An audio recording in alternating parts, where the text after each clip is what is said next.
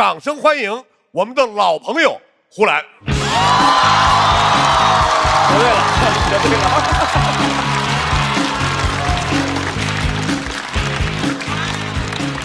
哎，大家好，我是胡兰。前段时间我们录了一期，也看了对吧？刚才也说了，就是刘晓庆、张纪中的那一期，是吧？看了啊，录得很好。然后节目组就刻舟求剑，这次又找来了倪萍、唐国强、李成儒、张凯丽，这都不是刻舟求剑了，这是变本加厉了。我们现在这儿都快成银发经济的试点单位了。我真心觉得说，我们这种节目性质找这些老艺术家来，我觉得节目组就没安好心。我就怕这些老艺术家们不明就里，被骗过来啊，吐槽人家，说的人家哎呀很难受，多不好。后来一看，啥不明就里，这里面除了凯丽姐，其他人之前全来过。王晶导演，我们所有脱口秀节目加一块儿已经来第5次了。虽然吧，我们可能也是没安好心，但反正吧，他也是没憋好话。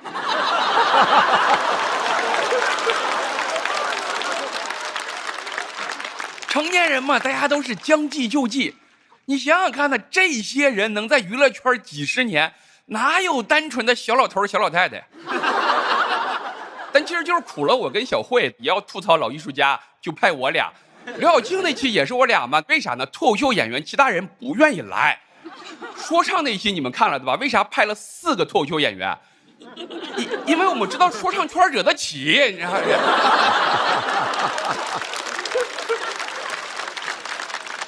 但我实话实说，我对这些老艺术家们不想吐槽，都是尊敬，真的都是尊敬。就别说他们了，你说我走在路上碰到是一个70多岁的老头老太太骂我，我都不敢还嘴，我都不敢有眼神的交流，对吧？你说你在路上碰到过30、40岁的人在街上骂你，你就觉得有病啊；碰到一个70、80岁的人在街上骂你，你就觉得有诈。所以说啊，你说今天一会儿万一我有一个过激的言辞，可以打我，可以骂我，但不要讹我。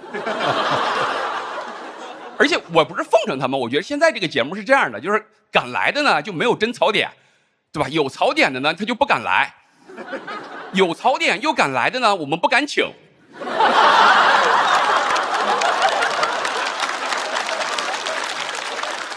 这个就叫节目不可能好看3角。现在娱乐圈都是反着的，你看年轻人都是滴水不漏，年纪大的口无遮拦。你像我们这种节目，你找个年轻的一沟通都是这种，哎呀这个不能提，这个不方便说。你像他们都是问我们说这个为啥不能说呢？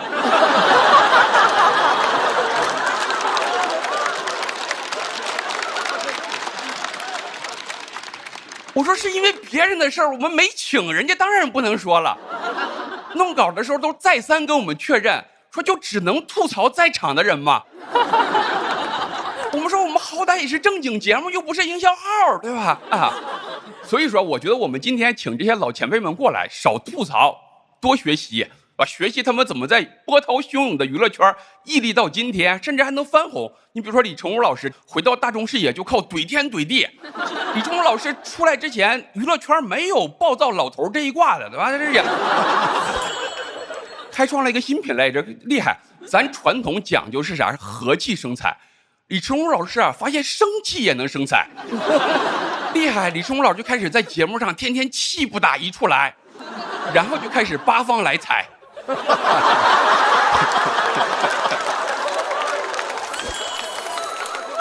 李老师老北京，平时带个扇子，人家扇子上写的都是莫生气，他扇子上写的是要生气。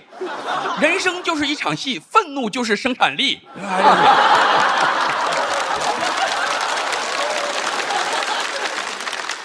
我不是乱说的，你看他自己嘴上说如坐针毡，如坐针毡，但身体很诚实，对吧？在那录了好几季。我说不是如坐针毡吗？怎么还在那儿呢？我说是被针毡钉在凳子上了吗？后来他不去录了，是人家观众不乐意看了，而且观众是那样，一开始觉得你敢说真话很喜欢，后来发现你不是敢吐槽人，是爱吐槽人。所以说人这个发心很重要，你知道吧？你说敢问路在何方，这就很霸气。你说你天天爱问路在何方，这就是纯唐僧，就是话多。你看。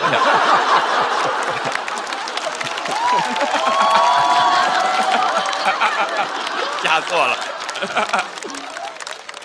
唐国强老师这些年靠啥？靠着是虚心靠近年轻人的文化，造成这个反差感。你想想看，人家这么大的成就，这么高的辈分，还愿意跟我们玩王者荣耀，还愿意跟年轻人、跟时代少年团玩到一块儿，已经非常非常好了。叫错几个名字怎么了吗？你能接受？咱不说别人，你就说我敢叫错人小孩的名字吗？不敢。我跟时代少年团一起录过节目的，我们一起跑过步。我在没有100%的把握的情况下叫对人的名字，我都统一叫弟弟。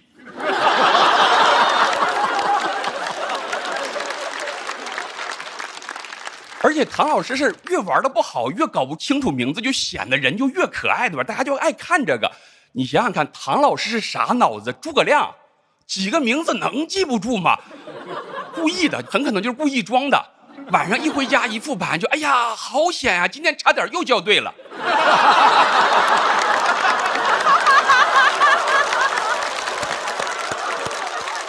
说下次一定要记住了，要把这个叫成那个，那个叫成那个。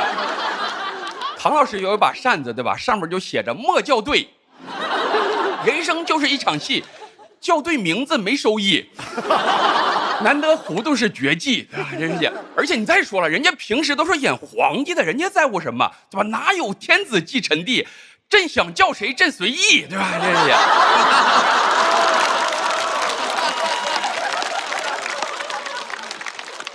王晶导演靠的啥？靠的豁达。王晶导演就特别通透。王晶导演拍一个电影，他靠电影赚一道钱，然后把拍电影的这些故事八卦拿出去到处说，再赚一道钱，再因为拍得太烂到我们这儿挨顿骂，再赚一道钱。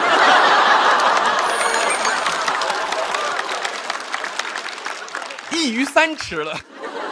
而且王晶导演实话实说，这不是我们的第一选择，这我们请了别的嘉宾把我们割了我们临时去找他。他人特别通透，他不会说哎呀现在这时候想起我来了，没有，正常给钱就来。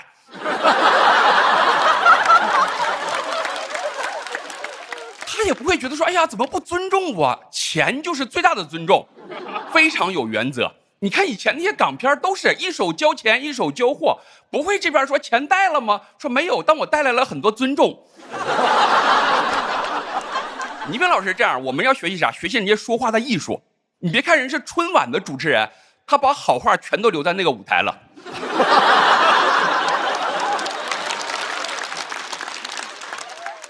他在别的地方说话不是难听，是艺术，你知道是艺术。他在那个《再见爱人》里面，别人都是吐槽杨紫，只有他夸杨紫。他跟杨紫说，他说：“哎呀，我之前都不知道，说你还有一颗做事儿的心呐，啊。”他就像你那个钱呀、房子、孩子以后的费用，肯定都安排好了，是吧？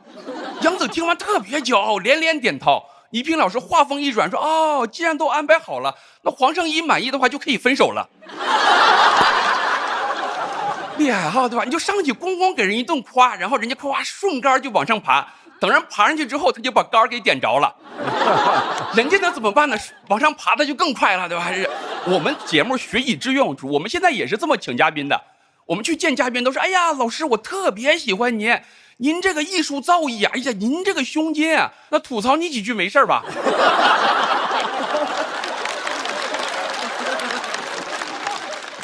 这个战术就叫循循善诱敌深入。啊，张凯丽老师，我没什么好吐槽人家的吧？我妈跟我说了，让我少说几句。她小的时候特别喜欢你。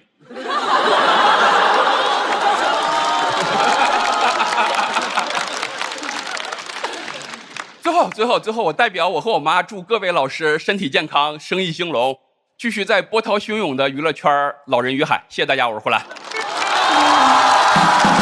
掌声欢迎精神病人的扮演者李成儒老师。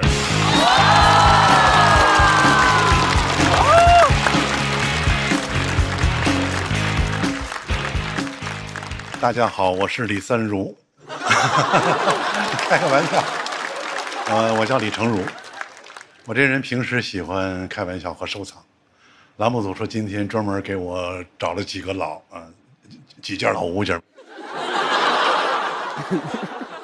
咱北京爷们儿什么老物件没见过，是不是？啊，我到这儿一看也没多老啊，还不如我呢。听说这个栏目就是请人过来相互吐槽的。这事儿我们北京老头儿要脸，做不出来呀。不过来都来了，我就随便说一下你们。范志毅，哟，上海人。我跟你们说，《繁华》里都是瞎编的啊，里面主角李李根本不会做生意。要说做生意，还得看我这个北京李李。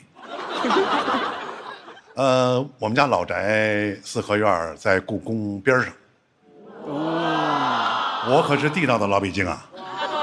啊，最怕刮西南风，每次刮西南风，我那风筝就挂到故宫的角楼上了，很麻烦。为了放风筝，我就搬到北五环以北的天通苑。他们说那是北漂聚集地，不重要。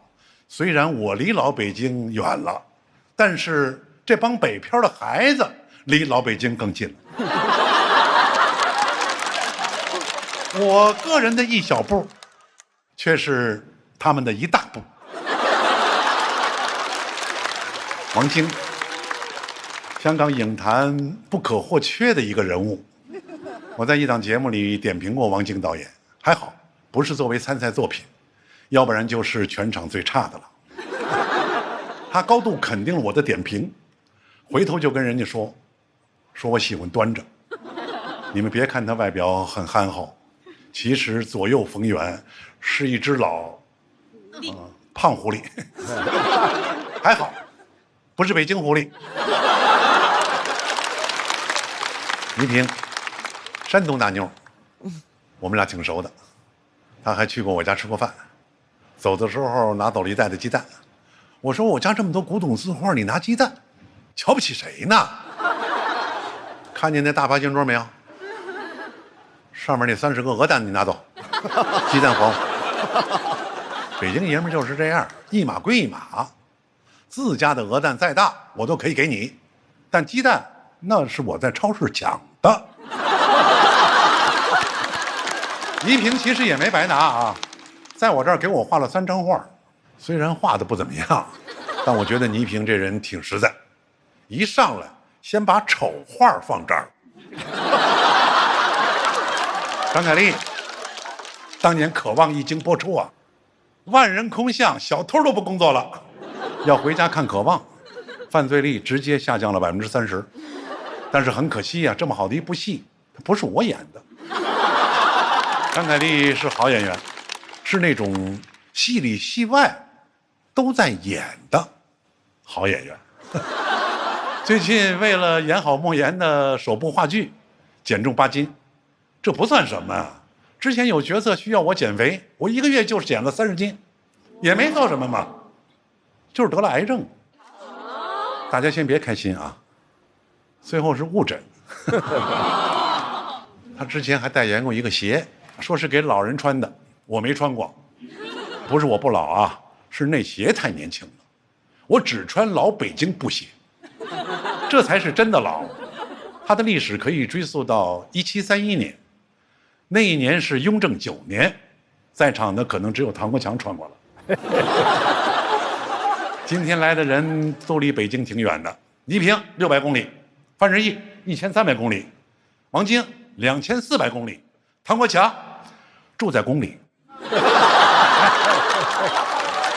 以前想见皇上一面可不容易，只有2条途径，一条就是寒窗苦读参加科举，乡试、会试、殿试才能面圣，另一条途径就比较简单了，行刺。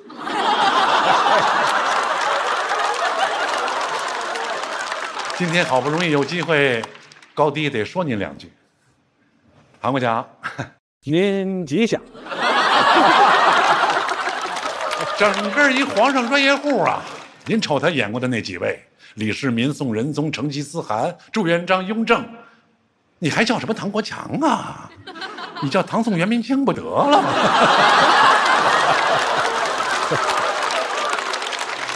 唐国强当年被批评是奶油小生，一度接不到戏，就靠着自己的坚持，熬出了一部部作品，熬成了现在的老艺术家。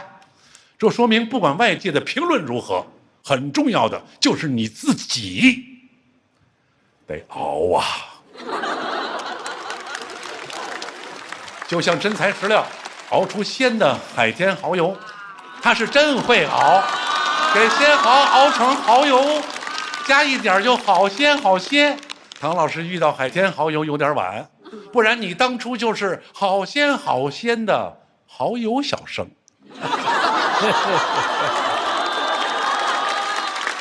今天我一直在提北京，真实原因是栏目组让我演一个讨厌的北京老头。如果你们讨厌了，那就证明我成功了。但不得不说，我人虽然不怎么样，但演戏那可是没得说。而且我认为这是演员应该做到的。我今年虽然70多了，但我的工作态度只有12个字：不给组里添乱，出色完成任务。最后再说2句，虽然我这个北京老头不怎么样，但北京是真好啊！北京欢迎你！哈哈哈哈哈哈！谢谢大家，我是老北京李成儒。掌声有请上个世纪的唐国强。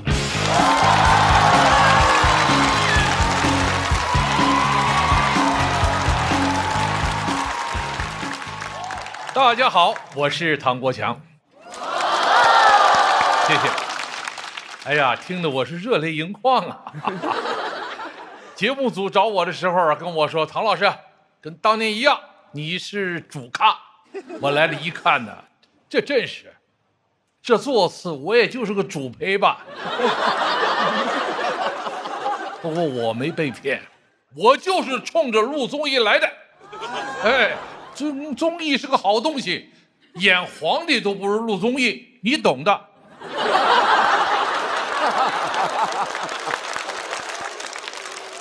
我最近确实跟这个时代少年团啊一块工作比较多。有人说我蹭他们的流量，你分得清他们吗？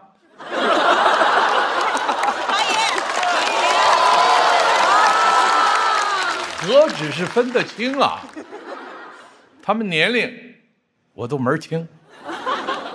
马嘉祺过完生日了，23；丁程鑫24；宋亚轩21。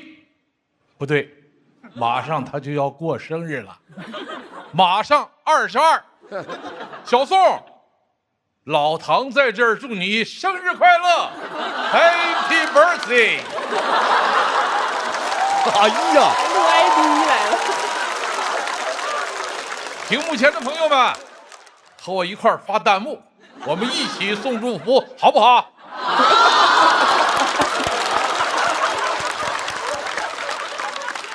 其实我说，年轻人对我们老年人呐，这波人呐，还是蛮包容的。所以说，李成儒，成儒兄，你怎么就那么不受待见？你得反思啊你！你知道你的问题是什么吗？好为人师，而且絮叨，什么儒这个儒那个啰里吧嗦的。我说你啊，就一个儒字够了。我从未见过如此厚颜无耻之四合院主人。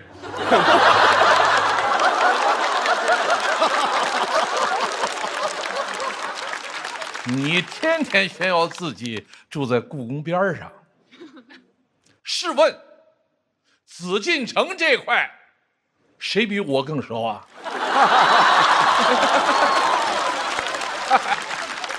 你所谓那个故宫边上就是我们家隔壁小区。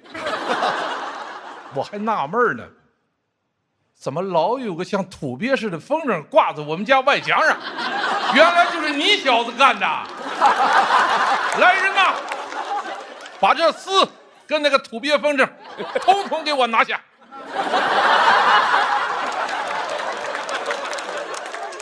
说到录综艺，咱们都得学范志毅，他可以说是体育圈跨界综艺的第一人，真正的文体两开花。我呀是特别欣赏范大将军，如果可以的话，我一定派你去镇守边关。哎，是你守啊，不是镇守。守他一辈子，别回来跟我抢综艺。王晶导演，久闻大名，如雷贯耳，全才呀，编导演制片全都干。最近在短视频上爆明星八卦，要不说呢，这强者从来不抱怨环境，能上能下，狗仔他也能干。我都怀疑他的人生梦想从一开始就是干这个，这一切就说通了。别怪他拍烂片做生意，人家心思根本不在这儿。所以说，当今最牛的狗仔，往往是以王晶的形式出现的。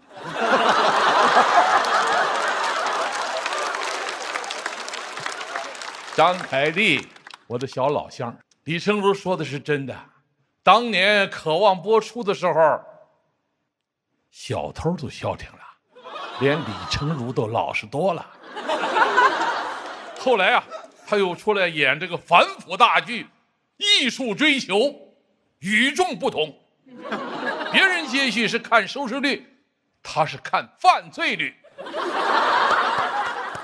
你要问我张凯丽的演技怎么样，只能这么形容吧：重拳出击，专打坏人，连根拔起，国泰民安。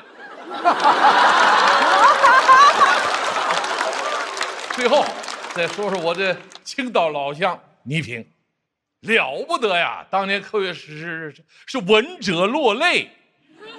我跟他很有缘分，我们是在同一个医院生的，在同一个学校上学，现在连看牙的牙医都是一个，所以我一见他，我牙疼。很多年以前呢，我跟他主持过我们青岛老家的春晚，可以这么说吧，他主持人这个职业生涯的第一份饺子，就是我跟他一块包的。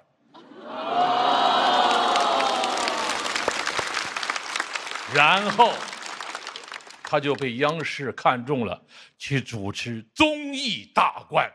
同为山东人，我嫉妒的要命啊！一进央视就大观了。对。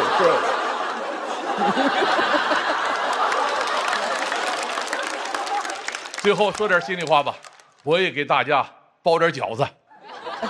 这2年我们这些老梆子上节目啊，收获那么多喜欢还有点赞，确实挺意外的。上了这么多节目，也就是想给大家提供一些鬼畜素材。不求长生不老，但求赛博永生。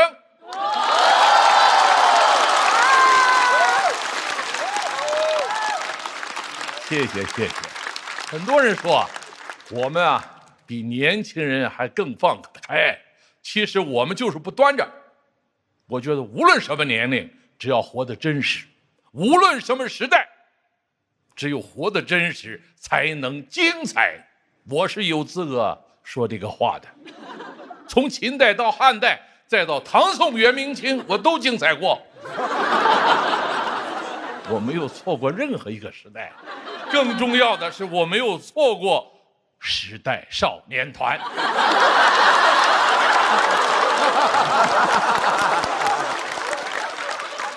我录综艺是因为我内心听到了时代少年团在呼唤。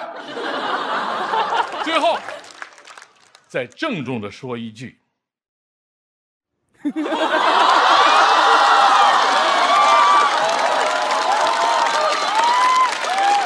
小宋，老唐祝你生日快乐 ，Happy Birthday！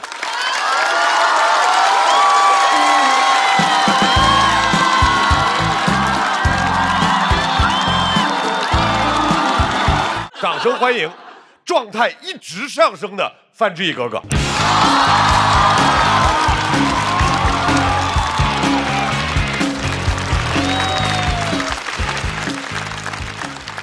大家好，我是范志毅。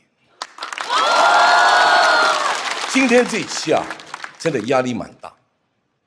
都是娱乐圈的老人，这些老艺术家，我不敢说，得尊重起来。让我来这样吐槽老人，哪有这个说法？真的，我以前球场上都不骂人的，现场都算是我的前辈吧。现在连小慧都是我的前辈。小慧老师啊，车间里有何可以找我？我在《繁花》里演过厂长。不光沪语，粤语我也会啊。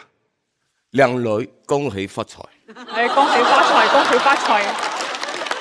王晶导演也踢球的，香港明星足球队的守门员，他们对自己还号称拥有全国最高身价的龙门。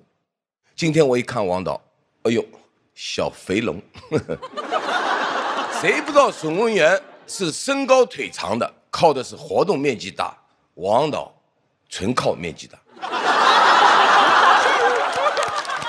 我之前也在香港踢过球的，那会儿香港电影蛮好看的，那会儿都是什么电影啊？功夫、无间道、新警察故事，跟王导一点关系没有。王导这么多年老说自己经历过香港电影最好的时代，最好的时代用你说啊？今天我们在场，谁没有经历过？光经历过有什么用啊？你得拍呀。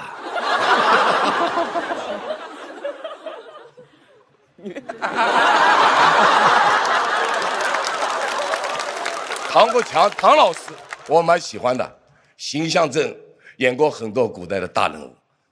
大人物不是谁都能演的。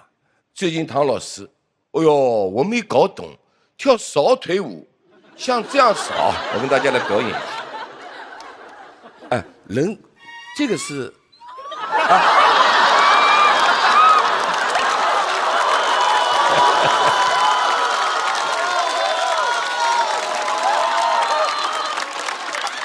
像这样，扫，唐老师啊，这个一跳形象全破碎了。你敢想象诸葛亮在城楼上跳扫腿舞？老百姓得怎么想？哟，这个丞相脑子瓦特了，蜀国要完了。倪萍老师，优秀的主持人，我很佩服。导演跟我说，别看倪萍姐今年66岁了，每天都运动，早上走几千米，下午动感单车，晚上还深蹲。我还没搞懂啊，你们说的是倪萍还是郎平？凯丽姐，我一开始也不认识，节目组给我看她之前演的那个角色，咦，老人这个老哎，之前是滑冰运动员，后来转型做演员。今天我见到她，我是发现了，咱们运动员啊，最后的归宿啊，都是上综艺。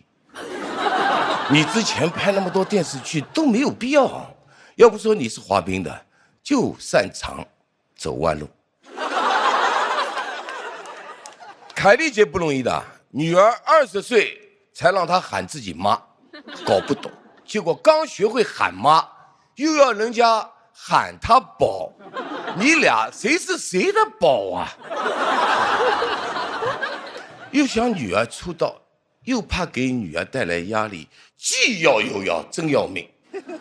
我也有女儿的，没什么好避讳的。其实真的，我去接我女儿放学啊，她同学冲着我就喊，呜哈呜哈。旁边她爸爸说这是范志毅，她同学马上明白了，范志毅，你呜哈很好笑的。人家踢球的，国家队的。踢球也这么好笑吗？真的，我跟你说，我踢球肯定没有这么好笑，我也没有想到退役到现在又让大家笑出来。每次大家笑的时候，跟我之前进球一样，还是很爽的。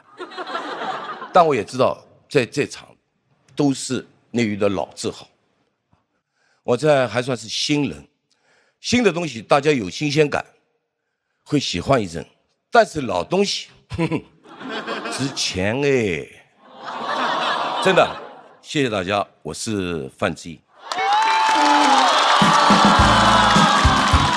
掌声欢迎一定会坚强的凯丽妹妹。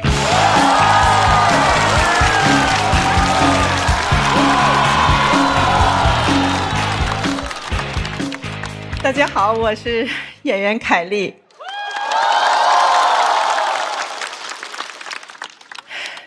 这些年混娱乐圈也没白混，大家给了我一个称号“妈妈专业户”，你看看，多么厉害的称号！如果没有我，荧屏上全是孤儿，多么让人心疼啊！刚才邵刚叫我妹妹，别怪我哭啊，邵刚，有你这样的哥，能不哭吗？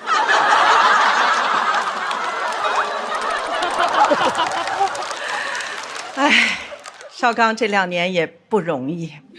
去年邀请我一起去种地，我说哟，娱乐圈这碗饭你还终于吃不上了。他说不是，是我自制的一档节目叫《种地吧》，你看看人家多厉害，没有节目找人家，人家自己创造一个节目，人在娱乐圈这碗饭是自己种出来的。邵刚还不讲卫生，录节目的时候啊，指甲特长，里面全是泥。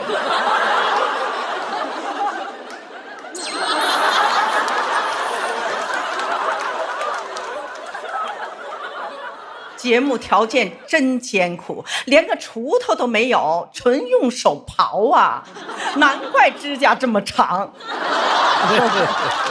李成儒特别像个严厉的老师，竟到处批评我那些同龄的人，还说他的性格就是看到什么憋着不说就难受，但人从来不说自己是电影学院业余班毕业的。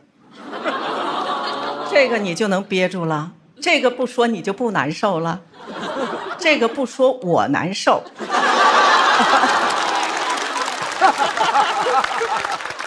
反正我是正经科班出身的。英雄不问出处。你渴望的那个导演赵宝刚就是我们班的，都是业余班的。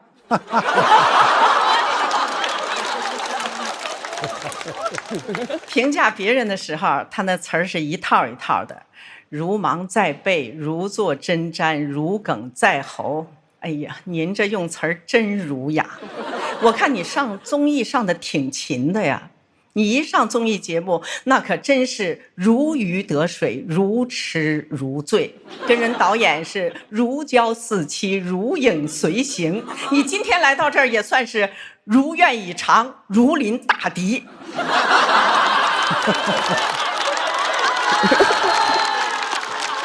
啊，不好意思啊，李老师，诚如，你看看我就是看到什么憋着不说就难受。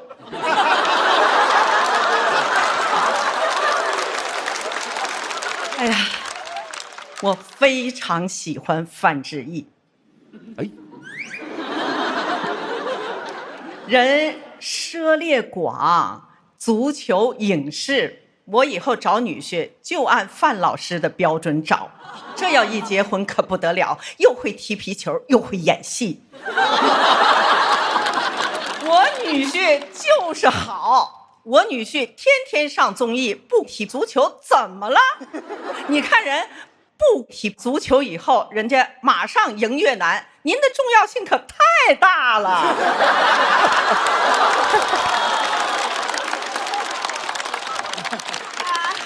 但是范老师有一点不好，就是走到哪儿都端着肩膀。我说你肩膀为什么天天架着呀？中国足球的担子您不是卸下来了吗？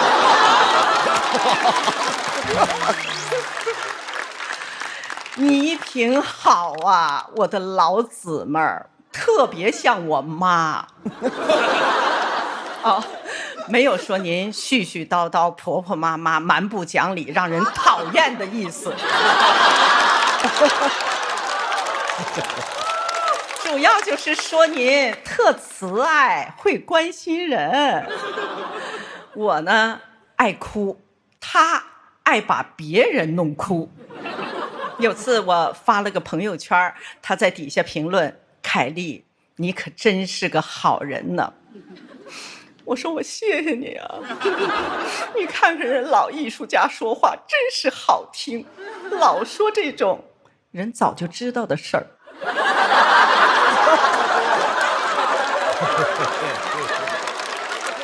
王晶好，拍的戏多好啊！20多天拍一部戏，失恋33天人都拍不了。他拍戏主打一个环保，拍完一部摄影机还剩20%的电，有时候都不用摄影机，片场监控就行。王晶现在不拍戏了，过年都没有贺岁片看了，真好啊！我觉得不看就不看吧，大家大过年的都别生气，过个好年。国强老师好，跟时代少年团打成一片，蹭到热度了吧？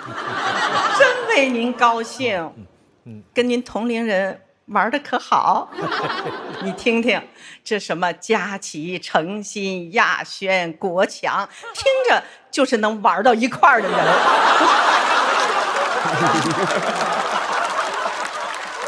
他说自己跟孩子们一块儿玩，一块儿成长，今年73，真是一个朝气蓬勃的年纪啊！听起来成长的空间还是很大的。这个节目好，真好。今天请到的嘉宾也都特别好，真羡慕他们，真想像他们一样放纵的活一回。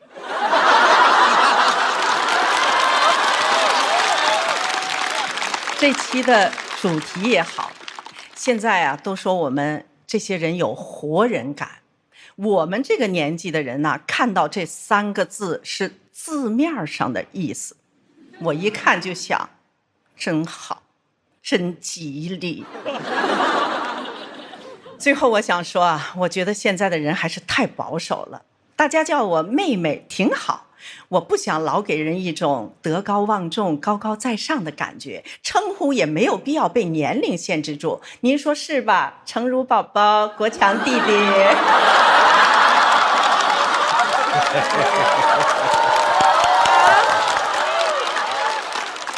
之前有一次穿丝袜，大家也颇有微词。大家要知道，我已经穿了40多年了。我除了是个演员，我还是一位爱美的女性朋友哦。爱美有错吗？没有。对，没有。在遵纪守法的前提下，每个人都有爱美和穿衣自由的权利。你们看邵刚，表面穿西服，里面内搭是什么，谁也说不好。本来今天我也想穿丝袜来着，但一看这儿，算了吧，我还是德高望重吧。谢谢大家，我是今天选择德高望重的凯丽妹妹。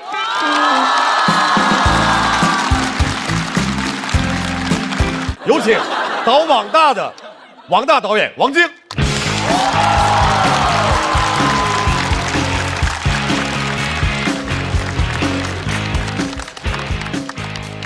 大家好，我是王晶。怎么又把我叫来了？这几年我都没怎么拍烂片了，实在我是真的没拍片。这是我第5次来这边讲脱口秀了。请我来的时候呢，就跟我说这是个节目的老朋友啊你。我以为是交情老，原来就是字面意思的老。老人常为什么找我呢？我才35岁。那我不管你们怎么想啊，我对外都说我永远35岁。我永葆青春的秘诀就是嘴硬。我真实年龄70了，在大厂都被优化2次了。说实话，我现在都很少跟同龄人玩，我觉得他们都是老登。今天在场呢，我只认得呼兰，他的脱口秀第一个秀就是靠吐槽我拍烂片那期，所以某种意义上说，呼兰应该是金男郎。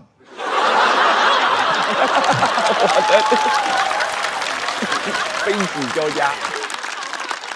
李成儒之前见过好多次，他好像是很需要别人叫他金爷的那种人。刚才在后台呢，听到他说我们金爷怎么样，我说哎呀，不要那么客气了，叫我金哥就好了，不用叫金爷。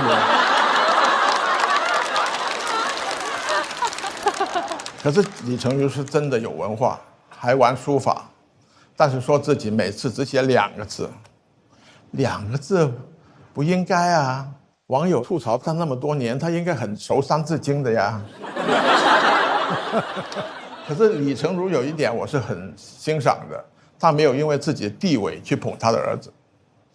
关于这点呢，有很多外面的闲言闲语，说他不负责任啊，这些我就不转述了。我这个人就是不爱多管闲事，所以我不想参与李成儒的家事。这点李成儒也做得非常好，他也不参与李成儒的家事。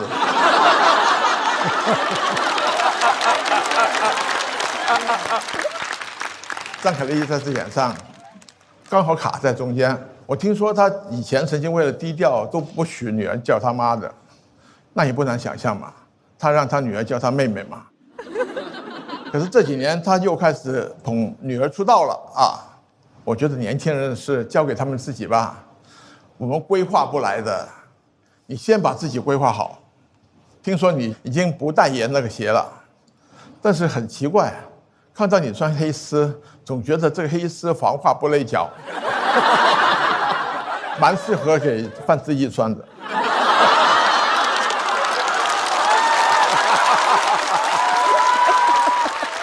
范志毅，我看过他那个视频，哇，蛮冲击的。足球踢得好不好先不说，侬骂人老结棍嘅，侬看导演问我我搞，就会这2句，再多就脏话了。听说现在你也来搞电影了，哇，真的很害怕你也骂我拍烂片，别人骂无所谓，被你骂，哎呦我也死他了。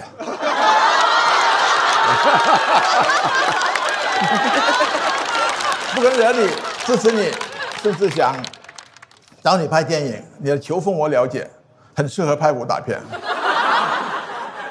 总是有人评价我做什么都是为了赚钱，无所谓，我有手有脚，赚钱不丢人啊。我就是爱赚钱，不然怎么样？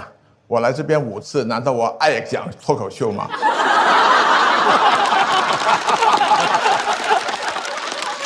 我相信君子爱财，取之有道，我就不随便给产品做代言，因为我觉得代言产品必须要亲自试过，这点我要向张国强老师学习，他代言了那么久的男科医院。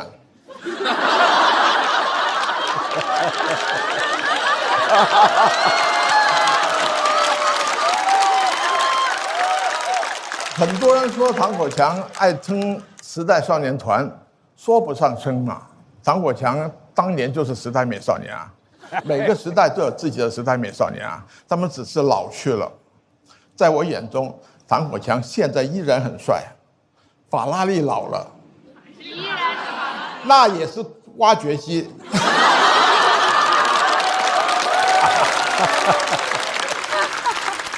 倪萍也一样，曾经是个很厉害的主持人，现在老了，变成一个老厉害的主持人。91年主持春晚一炮而红，很可惜当年我没看到。我特意回去翻看他的主持，可以说是泪流满面。悲痛欲绝，食欲大增，令人好想吃饺子。真不是我嘴硬，我觉得人的岁数是可以自己定义的。我现在的状态跟35岁一样，那不就是35吗？你看我不抽烟不喝酒，也不会逛酒吧，有时间我就宅在家。我的书桌前面呢有4个屏幕，我经常同时看4部剧跟电影。我家真的比酒吧还吵。我到今天还是坚持用手写剧本。都说好记性不如烂笔头，你们去看看豆瓣评分，谁能烂得过我王晶的笔头？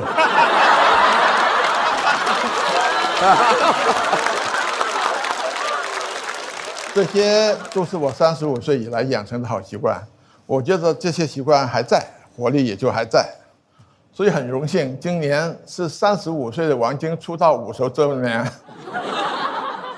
娱乐圈的俊男靓女换了一波又一波，反而胖子王晶做成了老字号。娱乐圈的人多半都是跑100米的，而我是跑1万米的。到今天我看法又有些改变，我还希望跑道多一些，不管是短视频也好，短剧也好，直播也好，探店也好，时代关注什么，我都会去试一试。不要定义我只拍烂片，我也可以拍一些别的烂东西。好，我去准备新的槽点了，等你们第6次来找我啊！谢谢大家，我是王晶。让我们掌声欢迎脱口秀闺女小慧。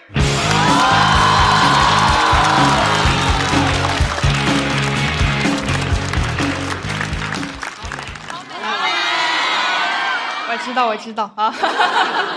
大家好，我是小慧。今天确实啊，来的都是一些老前辈啊。怎么说呢？我搞副业就是因为上班太累了，想来娱乐圈看看帅哥。今天一来，好嘛，都是老头儿。哎呀，老头儿，我在公司看的已经够多了。哎呀，这下好了，我没看到帅哥，让他们看见美女了。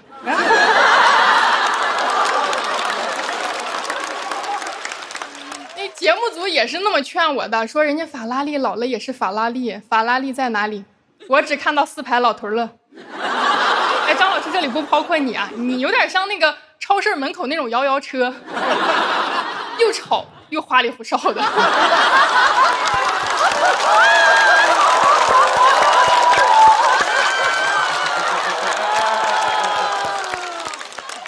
为了让我融入今天这个局啊，刚才也听到了，给我安了一个 title， 什么脱口秀闺女，不太理解。人家闺女都是孝敬老人的，不是吐槽老人的。再说了，我往这儿一站也不太像闺女，我像那种很好欺负的护工。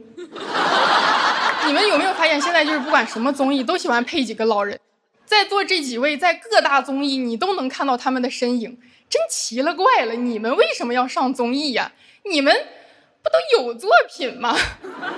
综艺就留给我这种混子上，行不行啊，老师们？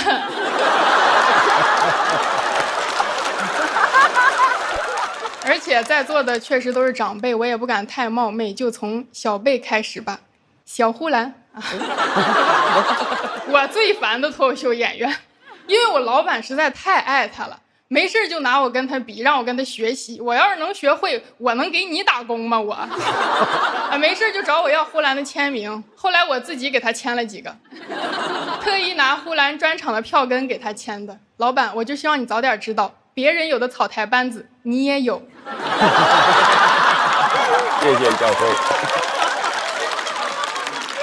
真的很奇怪，我周围那些领导啊、同事啊都很喜欢呼兰。每次他一讲完段子，打工人觉得啊被共情了啊，领导觉得哦被理解了，我觉得被冒犯了。我不理解，明明大家都在吐槽老板，怎么他把老板吐槽的那么开心啊？啊，你是怎么做到又媚上又媚下的？这说好气呀！去年我们公司不是上市了吗？然后呼兰还指导我就那个期权啊什么的，反正说的就是很专业。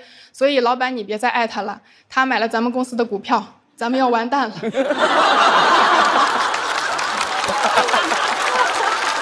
解救你。李成儒老师，我挺害怕的。他吐槽人太难听了，不是因为没礼貌而难听，是太准确而难听。那李老师刚才还建议说，我也可以去表演，就感觉他在这儿吐槽的不够尽兴，让我去他的舒适区。这么一想，张老师人还是挺好的，只要跟张老师一起，到哪儿都是他先被吐槽。其实张老师人真挺好的，但我确实不知道怎么安慰你，可能老登就是你的赛道吧。开玩笑哦。我想了一下，张老师你适合跟李老师搭档，你们两个很登对呀。真是不好意思。而且李老师现在不仅爱点评演员，还开始评价电影了。前一段时间说那个哪吒2，哎，这也不行那也不行。我翻了一眼他的履历啊，18年他拍了一部电影叫《大岛归来》，票房24万。这么说吧，哪吒票房1秒18万，大岛都没有撑到2秒。后来李老师就再也没有拍过电影了，《大岛归来》，大岛又回北京了。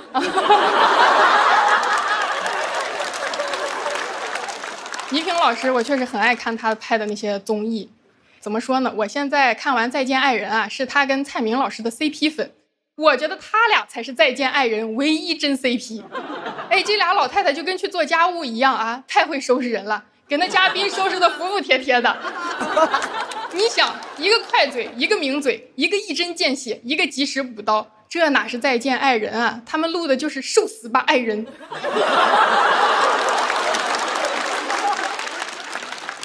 下一位我也比较熟悉，凯丽。哎，这个妹妹我真是说不出口哎，我感觉也是个长辈，叫妹妹，哎呀，好有辈德感呀！好，这叫老师吧，还是叫老师吧？凯丽老师90年，妹妹啊，行吧，反正就是90年拍了一部家喻户晓的电视剧《渴望》，人家是女主角，很厉害，但我确实没看过，因为实在是太久远了，久远到我都搜不到1分钟带你看完《渴望》。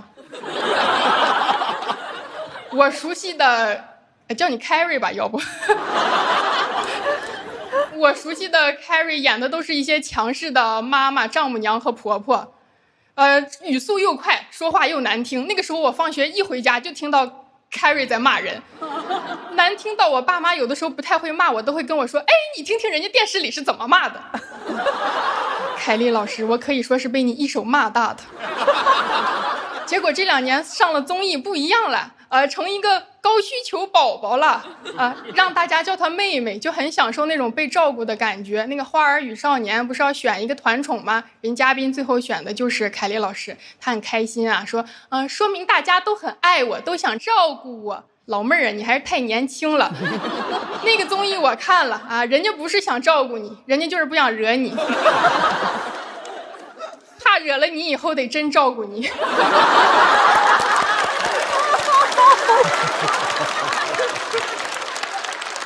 接下来这一位啊，也说自己没长大，35岁的王晶导演，没问题嘛，70岁就是人生的第2个35岁。35岁的王晶导演最近老是拍一些短视频啊，爆料一些50、60年前的老八卦。实在是太老了，那个瓜老的都能刷锅了。经常在旁边就是做一个不一样的美女，也是上个世纪的套路了。哎，你真的都不如旁边放一碗砂锅粥有说服力。你听我的，你就适合搞吃播。但是你别老吃那些什么生腌呀、海参呐、那个鲍鱼啊，我跟不上。我多邻國才學到蝦餃、燒賣同埋死得排骨。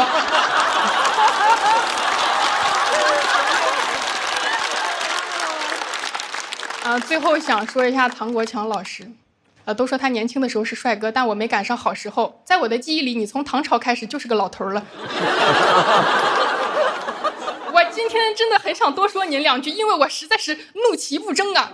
就我小的時候看您的作品，都是學歷史、學謀略、學格局，再不濟還能學挖掘機。現在你每天在綜藝上在幹嘛呀？賣萌、犯傻。丞相是否無有遠志？上綜藝聊以消遣。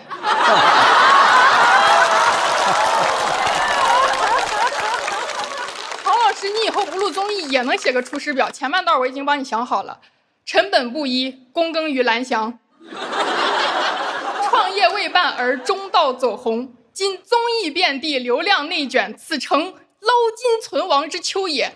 然老戏骨之志不坚，流量之心难挡，唐攻国强，夙夜在路，蹭时代之流量，弃帝王之威仪，投身真人秀，频现卖萌技。鄙人今日斗胆进言，丞相，你以后也可以带我上综艺。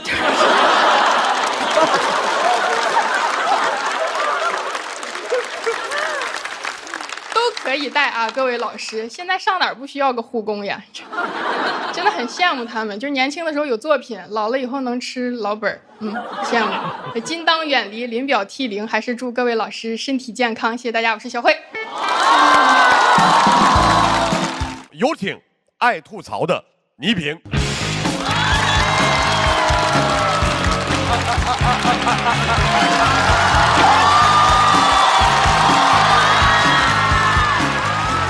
鼓掌一下。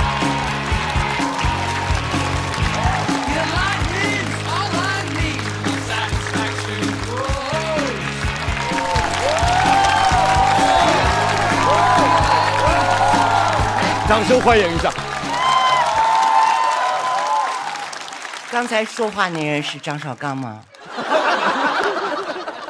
？7年前我就来参加过这个脱口秀节目，那时候主持人就是他。这都7年过去了，怎么还是他？他们没有别人了吗？我清楚的记得那天我一见他我就笑喷了。哎呦，穿了一件肉色的背心儿，还是紧身的。我一看，哎呀，活脱脱的一粒大花生米。花生米呀，别起哄。我当时还特着急，我说弟弟，待会儿你上台就穿这个吗？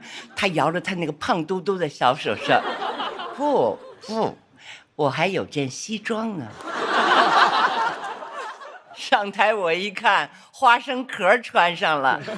后来他做了种地吧，我一点都不奇怪，人家本来就长在土里。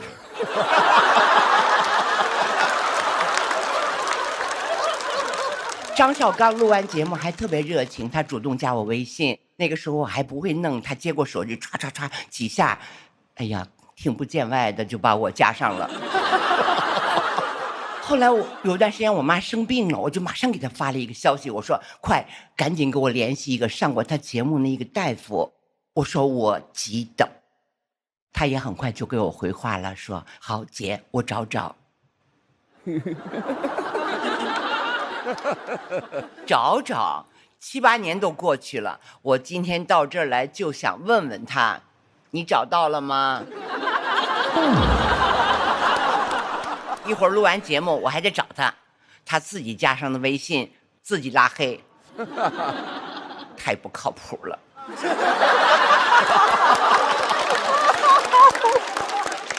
王晶导演你好。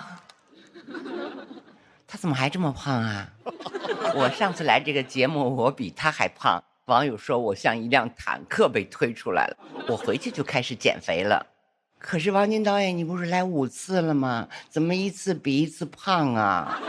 我怕他们认不得我了。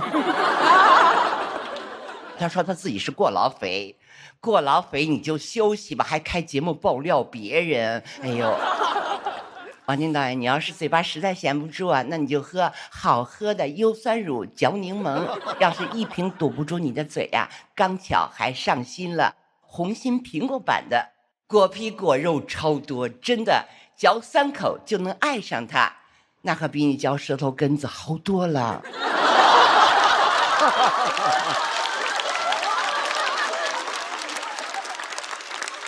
我跟李成儒是老朋友了，我是不是老朋友？是不是？大声点儿。是。真的，他还邀请我去过他们北京郊区那个家吃过饭。北京郊区，对，前面的都吹。然后我一进门，好，一张这么大的金丝楠木的桌子，中间就摆了这么一碗炸酱面，旁边还有这么一小碟的什么叫淀粉肠。哎，我刚拿起筷子来，他就问怎么样，正宗吧？老北京了。哎，李成儒，李成儒，不是你碰过的东西前面就可以随便加上一个老北京，你这样你不觉得累吗？哎，你穿着老北京的跨栏背心儿，叼着老北京的冰棍儿，摸着你那老北京的光头，嘴里还念叨着倪大姐，你还记得我送你那30个老北京鹅蛋吗？我不记得了，没人记得，连鹅都忘了，只有你记得。好人张凯丽，你刚才哭早了，接下来我要吐槽你了，因为好人不一定有好报啊。其实啊，我只比凯丽大3岁，但他偏说我像他妈妈。我也没见过这么想给我当闺女的老年人。好吧，我这个当妈的就嘱咐你2句啊，孩子啊，是不是想要红包了？你看，妈给你带来了红包给你啊，下次别再这样了。退休金你要舍得花，孩子，再不花你的童年就过去了。拿过来，谢谢妈。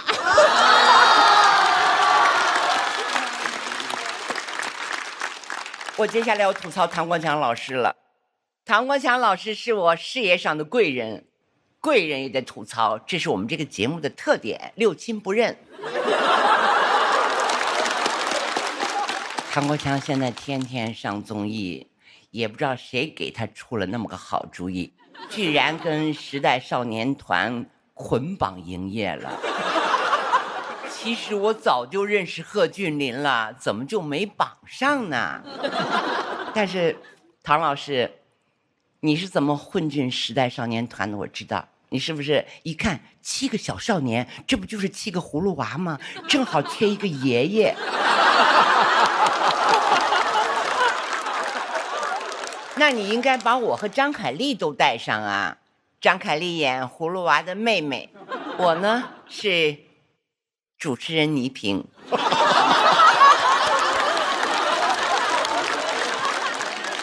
节目组把我放到最后啊，就是想让我煽情，太不了解了，我现在都不煽情了。